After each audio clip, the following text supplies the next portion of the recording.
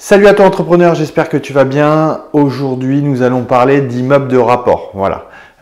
Il fallait pas que je tarde à faire cette vidéo parce que certains allaient penser que je ne fais que de la colocation ou qu'au sein du club des investisseurs, nous ne faisons que de la colocation, pardon. Et ben, je vais vous montrer avec cette vidéo que voilà, j'ai quelques astuces et quelques techniques aussi à vous montrer sur le choix de l'immeuble de rapport idéal. Comment choisir l'immeuble de rapport en fonction de ses aspirations, ses objectifs, de sa situation géographique. Avant toute chose, je me présente. Moi, c'est Kevin Marie. Kevin Marie QLRR sur les réseaux sociaux, Instagram essentiellement, Facebook et maintenant, la petite dernière, la chaîne YouTube Kevin Marie, le club des investisseurs.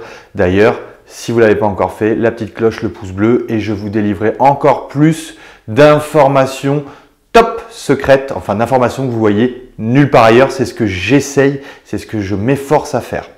Mon parcours rapidement, parce que voilà, je pourrais sortir de nulle part, comme certains formateurs qui ont fait un achat et puis qui font des formations. Non, je vous rassure, moi, c'est pas le cas. C'est pas non plus, je suis pas du genre à vous dire que vous allez gagner des millions et des millions d'euros en pas non plus. Donc rapidement, moi, je faisais du sport et de la médecine.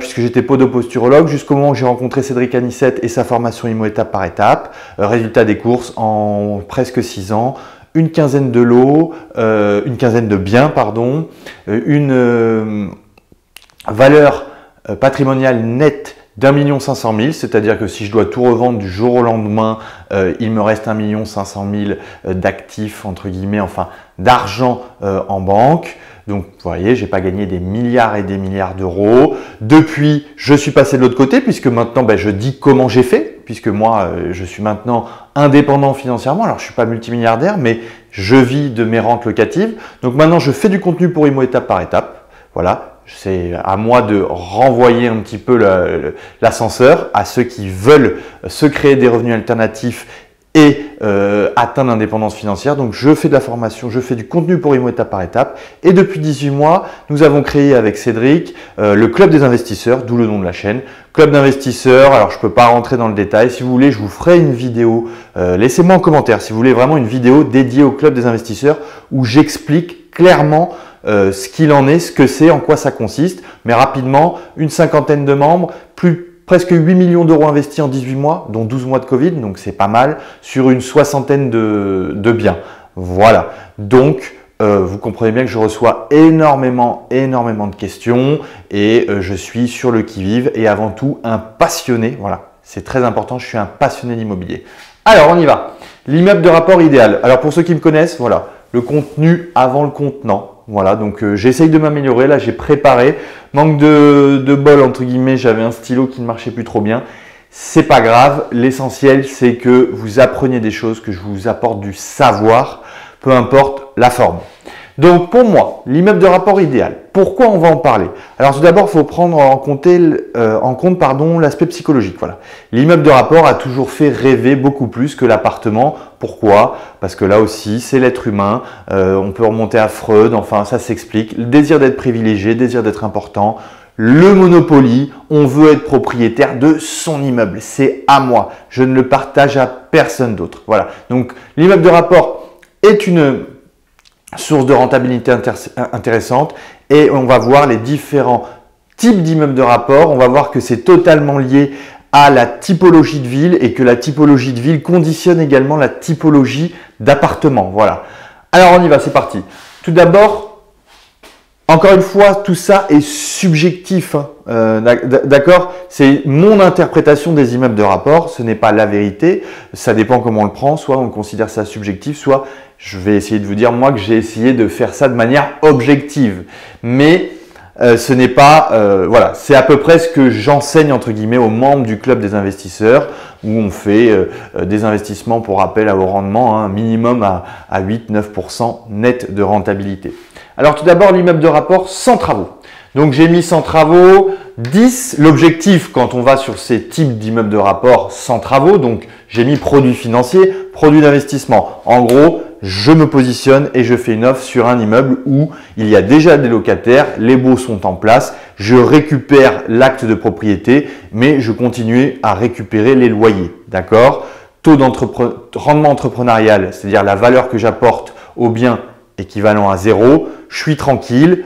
il y a une annonce, vous en avez déjà sûrement vu, immeuble de rapport, rentabilité 11%, nani. Voilà. Donc c'est celui-ci. Donc l'objectif, c'est de ne jamais aller sous les 10% net. S'il n'y a pas d'intérêt majeur, il faut taper sur une rentabilité très élevée parce qu'on sait que dans l'immédiat, on ne va pas pouvoir apporter de la valeur au bien, d'accord? Donc on ne va pas pouvoir augmenter le rendement entrepreneurial du bien et on ne va pas pouvoir récupérer plus de cash flow. Donc c'est un produit financier. Je mets un petit rappel, attention au beau.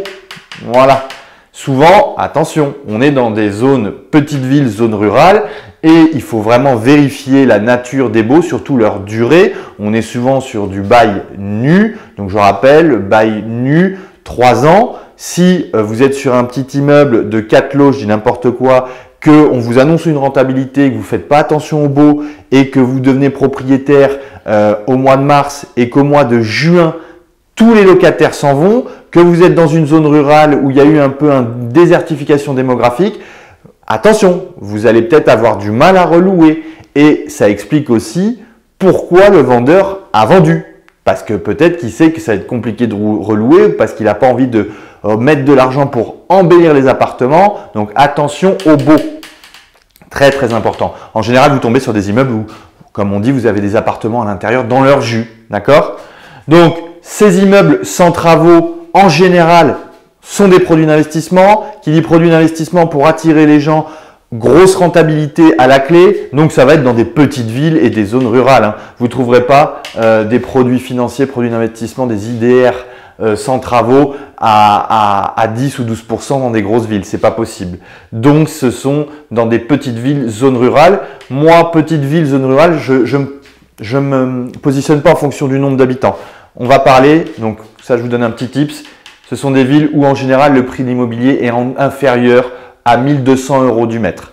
Voilà, donc moi ce que je préconise c'est d'aller sur des petits immeubles, attention, qui dit petit prix au niveau de l'immobilier, en général il y a une proportionnalité croissante ou décroissante mais qui est linéaire, plus l'immobilier et les prix de l'immobilier sont bas, plus la ville est petite. C'est assez basique et primaire comme raccourci, mais vous remarquerez que ça marche souvent. En général, la ville la plus chère, c'est la plus grosse, c'est Paris. D'accord? Et après, en général, c'est plutôt dégressif, sauf exception. Donc, n'allez pas sur un immeuble de 30-35 lots dans une ville où on est en dessous de 1200 € du mètre et où il y a 2000 habitants, parce que là, pour les turnovers, ça va être difficile de relouer. Tout vous donner, tout ce que je donne en webconférence au Club des investisseurs, je ne vais pas vous le donner entièrement, mais je vous donne des petits tips au compte-gouttes et puis plus j'ai de retours, plus je suis suivi et la chaîne du Club des investisseurs est suivie, plus je rajouterai de l'information. Voilà, on va vous donner une petite carotte quand même. Donc là, l'information principale, c'est attention, et j'en parlais tout à l'heure, à la surface minimum. Voilà, dans ce genre de ville, on est dans des villes où il n'y a pas d'étudiants. Ou très peu, on va dire qu'il n'y en a pas. D'accord? Pas d'étudiants, peu de jeunes actifs, seuls, j'ai envie de dire. D'accord? Donc, on va être plutôt sur des familles. On aura aussi de l'actif, mais essentiellement sur des familles. Donc, là, j'ai pris l'exemple de la surface minimum. N'allez pas sur un immeuble où il y a des toutes petites surfaces, parce que là, ça peut vous indiquer que vous aurez du mal à relouer à l'avenir. Voilà, la surface minimum, mais ça, on en parlera surtout dans celui-ci. La surface minimum, là, c'est au moins 35 mètres carrés. Des studios de 15 dans ce genre de ville n'existent pas, puisque là, il n'y a pas une forte demande locative, il n'y a pas une forte tension locative. Donc, et en plus, il n'y a pas de demande sur ces typologies de biens, c'est-à-dire des biens fonctionnels, transitoires, pour des jeunes actifs ou des étudiants. Donc attention aux surfaces, vérifiez bien les surfaces. Si vous avez des belles surfaces, des grandes surfaces, on va dire qui correspondent à des familles, à partir du T3, j'ai envie de dire, donc mais minimum 35 mètres carrés. Si vous voyez dans une zone rurale, dans une toute petite ville, un immeuble de rapport à vendre, d'accord, où il n'y a que des petits studios, attention, attention. Voilà. Donc ça, c'était pour l'immeuble de rapport sans travaux. Ce qu'il faut retenir, c'est qu'il faut aller sur des rentabilités très fortes, puisque derrière, vous n'allez pas pouvoir apporter de la valeur, du moins immédiatement. Attention aux baux, voilà. Vérifiez qu'ils ne sont pas tous sur leur fin, voilà. Parce que s'il y a eu une exode démographique ou quoi que ce soit, ça va être difficile de relouer.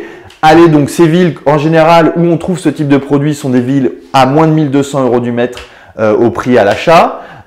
Allez sur des petits immeubles, ça c'est un conseil que je vous donne puisque proportionnel au nombre d'habitants, et vérifiez bien que les surfaces minimum sont assez grandes puisque le cœur de cible ce sont les familles. Ensuite, l'immeuble mixte. Donc quand je dis mixte, c'est-à-dire qu'il va y avoir des travaux, des biens à rénover et des biens où les locataires sont en place et qui tournent. Donc c'est pour ça que j'ai mis, c'est l'idéal. C'est l'idéal. C'est le classique, c'est l'immeuble avec le local commercial, la boulangerie, la boucherie, le coiffeur au rez-de-chaussée et ensuite des appartements sur le dessus, au-dessus, pardon, sur les étages du dessus, pardon. Donc là, attention aux coûts de rénovation. Voilà, j'insiste vraiment. On va être sur des villes donc moyennes, villes moyennes en général. On peut trouver ça aussi dans des petites villes, mais ce qui me dérange dans les petites villes, donc quand on est en dessous de 1 200 € du mètre à l'achat, c'est le coût de la rénovation. Je vais vous expliquer là. C'est-à-dire que là, j'ai mis, alors ça c'est dans l'idéal, il faut que, admettons, il y a 8 lots, il y en a 4 qui sont en place, qui tournent, et 4 à rénover. D'accord? Donc, il faut que les lots que vous allez rénover, il faut que le coût de rénovation, en général c'est du second œuvre, hein, c'est justement des propriétaires bailleurs qui n'ont pas envie de faire l'effort de rénover leurs appartements pour les relouer, qui se disent bon ben je vends. Il y a des baux en cours qui tournent et il y a des baux à rénover puisque il faut rafraîchir. Enfin, on va être sur du second œuvre là, hein. On va être sur de la reprise de sol, de peinture, d'électricité, de plomberie, peut-être de reprendre le coin sanitaire, les salles d'eau, voilà. Donc il faut, pour avoir un ordre d'idée, être entre 450 et 600 € du mètre maximum. Ça peut être du rafraîchissement simple aux alentours de entre 150 et 300 € du mètre, mais en général, il faut aller mettre un petit peu la barre au-dessus et il faut faire en sorte que, donc par rapport à mon prix d'achat, ça c'est important. Si j'achète, allez, je suis dans une ville, on va dire en moyenne à 1 500 € du mètre, d'accord? Je suis intéressé par cet immeuble qui est partiellement occupé. Il y a des locataires en place, mais il y a des appartements à reprendre pour les louer, d'accord? Donc, il faut qu'une fois que j'aurai fini de rénover mon immeuble, mes lots en question, donc on va partir sur, donc j'achète à 1 500 € du mètre, d'accord? Non, on est dans une ville, pardon, à 1 500 € du mètre, c'est ce que je vous disais, entre 1 200 et 2 200. Donc ville moyenne, il y a un petit peu d'actifs, un petit peu d'étudiants et tout, mais c'est pas non plus la grande folie. On va dire qu'on va être sur des villes là, je vais vous le dire, hein, Poitiers, Troyes, Reims, mais Reims c'est limite, ça commence à être au-dessus, Angoulême, Périgueux, Pau, Dijon, je crois qu'on est au-dessus de 2200. Voilà, c'est des villes moyennes, mais qui sont très très demandées, surtout avec la crise sanitaire.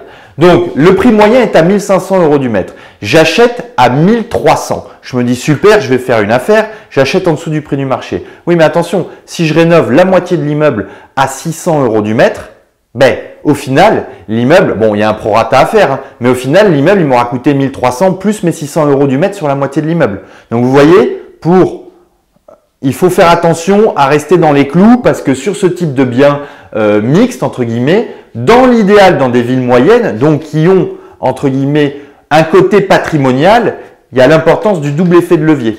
Voilà, ce que je dis, c'est qu'il y a un double effet de levier, c'est-à-dire que ce qui est très intéressant, c'est que vous allez avoir vous allez même avoir un triple effet de levier. C'est-à-dire que quand vous allez acheter, vous allez essayer de faire comprendre aux banquiers qu'il faut prendre un différé de crédit puisque vous faites des travaux. D'accord? Donc, admettons, vous avez un différé de crédit de 24 mois. Voilà. Je rappelle, différé de crédit, partiel ou total. Là, on dit total. D'accord? Donc, vous n'allez pas payer votre mensualité de crédit pendant 24 mois. Vous êtes sur un immeuble, on va dire de 8 lots. Il y a 4 lots qui tournent. Donc, qui vous rapportent, on va dire, on va prendre une moyenne à 400 € qui vous rapporte 1 600 €. D'accord? Et vous êtes en train de faire les travaux des autres. D'accord? Donc, pendant 24 mois, vous allez récupérer vos mensualités de loyer des 4 appartements. Donc, vous allez pouvoir faire de la trésorerie, d'accord, où vous générez du cash flow, du cash.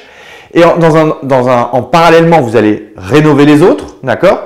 Premier effet de levier, l'effet de levier du crédit, du différé, parce qu'on est sur des immeubles mixtes avec travaux en partie. Le deuxième, c'est qu'ensuite, on va essayer d'être dans des villes moyennes avec une connotation patrimoniale. Donc là, ce qui peut être intéressant, c'est de se dire, bon, ben, je suis dans une ville où, à la revente, je n'aurai aucun problème. Ce qui n'était pas le cas d'ici. J'en ai pas trop parlé parce que le thème de la vidéo, c'est pas de vous faire peur avec les immeubles de rapport en zone rurale. Mais là, le gros problème sur les immeubles de rapport en zone rurale dans des toutes petites villes, c'est la revente. C'est la revente. Alors là, on n'est pas face à ce problème puisqu'on a dit sans travaux, mais on va y venir quand on sera sur le troisième type d'immeuble à rénover entièrement. D'accord? Donc, je reviens à mon sujet, l'immeuble mixte. D'accord? En place. Premier effet de levier, je fais jouer le différé de crédit pour récupérer du cash. Deuxième effet de levier, j'essaye d'être dans une ville moyenne, donc avec une connotation patrimoniale, donc je pourrais faire une éventuelle plus-value à la revente. Voilà les deux effets de levier principaux. Donc, quoi dire de plus? C'est que là, on peut aller sur des immeubles un peu plus gros, puisqu'on est dans des villes, je vous l'ai dit, c'est proportionnel. Plus on est cher dans l'immobilier, en général, plus la ville est grosse. Quand il y a des grands écarts. Alors, vous allez me dire, ah oui, non, c'est pas vrai. Je connais une ville de 15 000 habitants qui est plus chère qu'une ville de 20 000. Bien sûr, il y a des écarts en fonction des régions. Mais prenez, je vous mets au défi de chercher une ville de 5 000 habitants. À mon avis, je suis certain que le prix au mètre carré dans cette ville seront moins chers que dans une ville de 60 000 habitants. Vous voyez ce que je veux dire? À part exception, Mont-Saint-Michel ou quoi que ce soit. Donc, cet immeuble mixte peut être intéressant. Attention au coût des travaux. Donc, je reviens à ma formule. C'est ce que je préconise au sein du club des investisseurs. Il faut que le coût de rénovation dans l'idéal, c'est-à-dire se termine 30% moins cher que le prix au mètre carré. En gros, si vous êtes dans une ville à 1 500 € du mètre, que vous savez que vous avez du rafraîchissement à faire sur la moitié de l'immeuble, on va dire du 300 € du mètre, d'accord? Eh bien, il faut faire en sorte d'être à, j'ai dit 1500 en prix de base, donc d'être à 1000 €, être à 900 € à l'achat, vous voyez, sur ce bien-là. Puisque vous êtes à 900 € du mètre, vous rajoutez vos 300 € du mètre de rafraîchissement, vous êtes à 1200 € du mètre produit fini dans une ville à 1500 € du mètre. D'accord? Mais bon, c'est une ville moyenne, donc c'est pas très important puisqu'on a, je vous dis, un côté patrimonial. Donc, on est quasiment sûr dans ce genre de ville, on va dire, allez, entre 10 et 100 000 habitants, entre 10 000 et 100 000 habitants, de ne pas perdre d'argent à la revente. Qui plus est si on a fait une division. Et enfin, le troisième type d'immeuble que j'ai mis à rénover, c'est-à-dire que là, il y a tout à faire. Il y a tout à faire. Alors, sur les deux premiers, on était vraiment tributaire, entre guillemets, d'une typologie de ville. En gros, on sait très bien que l'immeuble de rapport avec une forte rentabilité sans travaux, vous n'en trouverez jamais dans des grandes villes. Voilà. Vous en trouverez dans des villes, petites villes, zones rurales. L'immeuble mixte où il y a des locataires en place, mais il y a des travaux à faire, vous pouvez le trouver et il faut chercher plutôt dans des villes où l'immobilier est un petit peu plus cher. Mais vous allez avoir une garantie à la revente. Vous allez être sûr de ne pas perdre d'argent à la revente. Et ce pourquoi? Parce qu'il y avait des travaux. D'accord? Donc, qui dit travaux, pour protéger ces travaux, allez plutôt dans des villes légèrement plus patrimoniales que ces villes-là en zone rurale où vous pouvez avoir des mauvaises surprises sur les travaux. Voilà. Ça, c'est des choses que quand on n'est pas confirmé, éduqué, on peut se faire avoir. On voit un immeuble de rapport super. On va y venir sur celui-là. On va y venir sur là. Je m'enflamme. Je vais aller trop vite. Donc, celui-ci, à rénover totalement. J'ai dit qu'il fallait aussi se positionner. Alors là, je ne l'ai pas dit, mais on sera forcément en général sur des rentabilités un petit peu plus basses. Là, on va être pareil sur du 10-14%. Donc là, j'ai mis tout de suite le pourcentage, le taux de tranquillité. Alors, je sais pas je vous ferai une vidéo là-dessus si vous voulez, sur le taux de tranquillité, le taux d'énergie, le taux de rendement entrepreneurial, tout ça. Mais bon, c'est pas le terme. Mais en gros, là, attention, vous n'allez pas être tranquille. Hein. Là, il va falloir que vous charbonniez, même si vous déléguez tout, c'est chronophage, ça prend du temps, ça prend de l'énergie.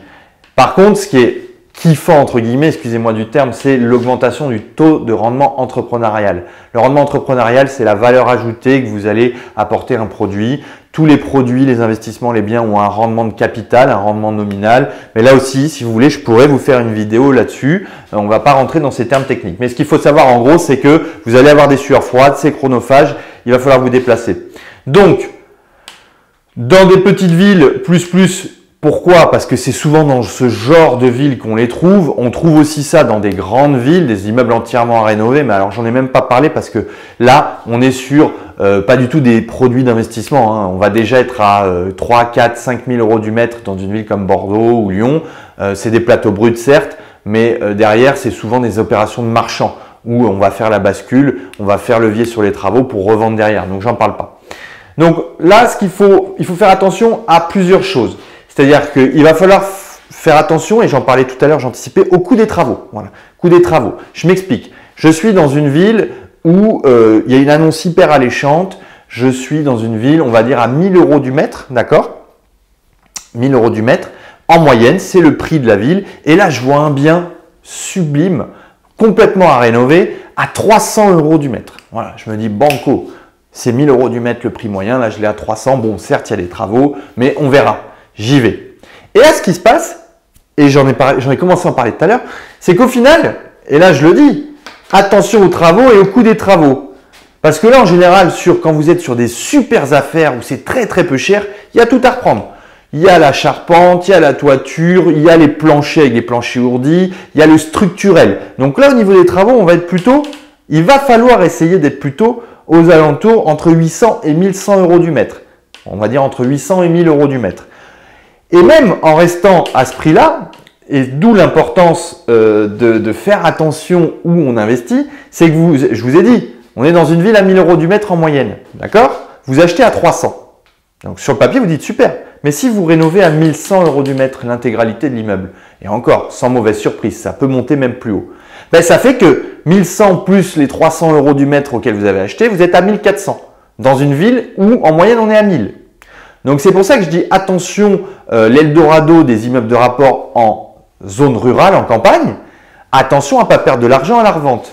Donc, des petites choses pour se protéger, c'est en général, n'hésitez pas à faire une vraie division. Voilà. Souvent, il y a des gens pressés qui se disent, bon, je vais diviser non officiellement, vous avez le droit, hein, donc pas au niveau cadastral, comme ça, je perds pas de temps avec toutes les démarches administratives. Oui, mais alors là, attention, je vous rappelle, économie d'échelle. Ce qui est bien, c'est d'acheter gros pour vendre petit, dans une éventuelle politique de revente. Donc, faites les démarches pour des divisions officielles. Comme ça, au moins, même si vous êtes dans une zone où l'immobilier stagne ou est à tendance baissière, ou donc vous n'avez aucune garantie de plus-value, vous allez peut-être même perdre de l'argent sur le papier, ben forcément, si vous achetez un immeuble de 500 mètres carrés et que vous y faites 10 appartements de 50, voilà, je fais volontairement ça, ben à la revente, si vous revendez à l'unité vos appartements, vous récupérez forcément plus d'argent que si vous êtes contraint par une division non officielle de revendre la globalité. Voilà. Donc, voilà un petit peu les immeubles entièrement à rénover. C'est bien d'aller les chercher dans des villes moyennes aussi, mais c'est très compliqué. D'accord. Il y en a, mais après, je dis, alors, il y en a. Là, vous dites, mais il dit c'est très compliqué. Il y en a, mais pour retomber sur ses pattes au niveau du cash flow, au niveau des travaux, à tous les niveaux, d'accord? Donc, parce qu'en gros, où vous allez pouvoir faire, où vous allez avoir des annonces intéressantes, c'est dans des petites villes, voilà, où il y a un propriétaire bailleur qui est complètement découragé et qui voit son immeuble qui est tombé en désuétude, il a plus de locataires, il a ça sur les bras, il a une foncière à payer, il sait très bien qu'il n'y a pas d'élan démographique, il n'y a pas d'activité tertiaire, tout ça, il le brade complètement. Donc sur le papier, ça peut être intéressant. Mais attention à respecter le coût des travaux et sur ce genre d'immeuble entièrement rénové, prenez le temps de faire une division officielle, c'est-à-dire de faire les démarches, de cadastrer en mairie pour pouvoir revendre à la découpe. Je vous rappelle, économie d'échelle. Si on revend petit alors qu'on a acheté gros, on est forcément gagnant. Voilà. Alors, on pourrait en parler encore pendant des heures de l'immeuble de rapport, idéal entre guillemets. Là, j'ai essayé de vous dresser le tableau des 3 types d'immeubles sur lesquels on peut aller avec des petits tips dessus. Le sans travaux, d'accord, sans travaux, produits d'investissement, zone rurale, attention, faire attention à la typologie du bien, pas trop grand, hein. Faire attention à la typologie de surface, d'accord. Là, ça vaut pour ici aussi.